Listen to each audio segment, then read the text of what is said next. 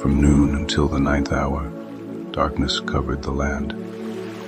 Then Jesus cried out, my God, why have you forsaken me?" These were not random words. They were the words of Psalm 22, spoken by David long before the crucifixion. In that same psalm, David spoke of another force surrounding Christ, the strong bulls of Bashan. Many bulls surrounded him. Strong bulls of Bashan closed in around him. They opened their mouths like a ravening and roaring lion. The psalm even foresaw the parting of garments and the casting of lots beneath the cross. To understand the bulls of Bashan, we must understand Bashan itself. In Scripture, Bashan is repeatedly connected to giants, the Rephaim. Bashan first appears in Genesis 14, where the Rephaim and Ashtaroth Karnaim were struck by invading kings. Afterward, Abraham pursued the kings to rescue Lot, entering the same giant-associated region. After victory, Melchizedek, king of Salem, stepped into the story, priest and king. Abraham honored Melchizedek with the spoils, connecting victory over giant territory to Salem, ancient Jerusalem. One of the most feared rulers of Bashan was Og, king of Bashan, one of the last of the Rephaim.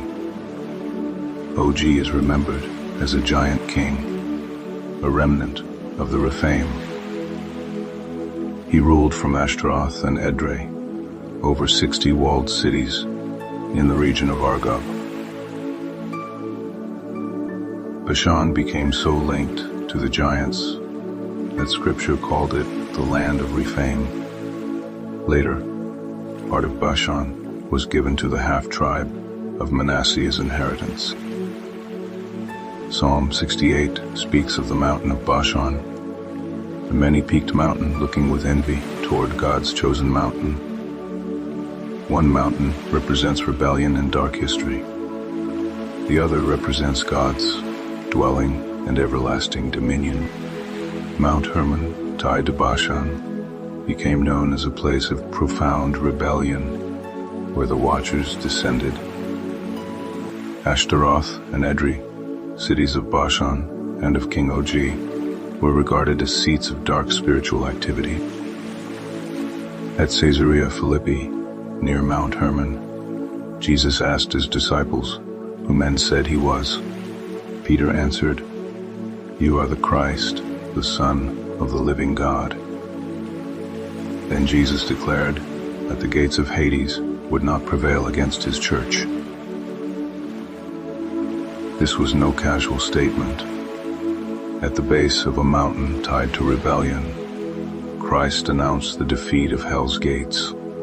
He gave the keys of the kingdom, authority to bind and loose. After the cross, Christ entered the realm of the dead and proclaimed victory. He preached to the spirits in prison, those tied to the days of Noah. And when resurrection power broke forth, the tombs were opened. Many saints were raised and appeared in the holy city after his resurrection. The centurion, seeing what happened, said, "Truly this was the Son of God." The bulls of Bashan are not just cattle. They represent powerful forces, mighty rulers, and systems surrounding Christ's suffering. Scripture speaks of the fatlings of Bashan, strong, nourished, exalted powers. The bulls of Bashan operate as a system, strong, oppressive, organized, and influential. In Psalm 22, these bulls point to the spiritual and earthly forces that gathered against Christ. The religious powers of the time, Pharisees, Sadducees, and scribes, used law and accusation to condemn Christ. They accused him of blasphemy, because he declared his true identity. They believed his death was the end, but the cross was only the beginning of redemption.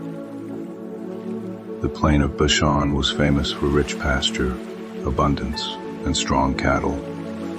Its cattle were famous for their strength and size.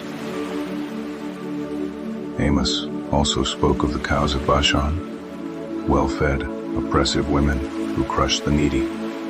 Bashan became a symbol of rich, strong, dominant influence used against the weak. Today, biblical Bashan is identified with the region of the Golan Heights.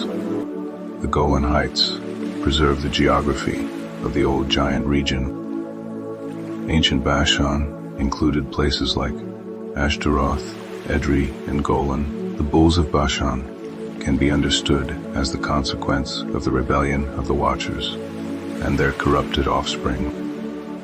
These powers will continue to operate through strong and influential human systems during the Great Tribulation. The Bulls of Bashan were not just around Israel's history, they were present at the cross. The one surrounded by the bulls was the same one who would overcome death, hell, and every throne of darkness.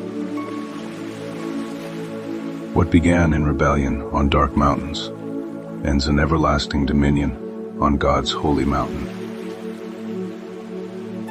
The gates of Hades could not stop him. Melchizedek was only a shadow.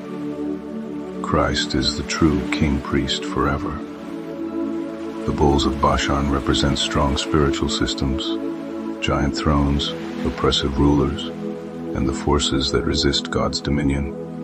They surrounded him at the cross, but they could not stop the resurrection. The question is not whether the bulls still exist. The question is, can you recognize the system when it surrounds you?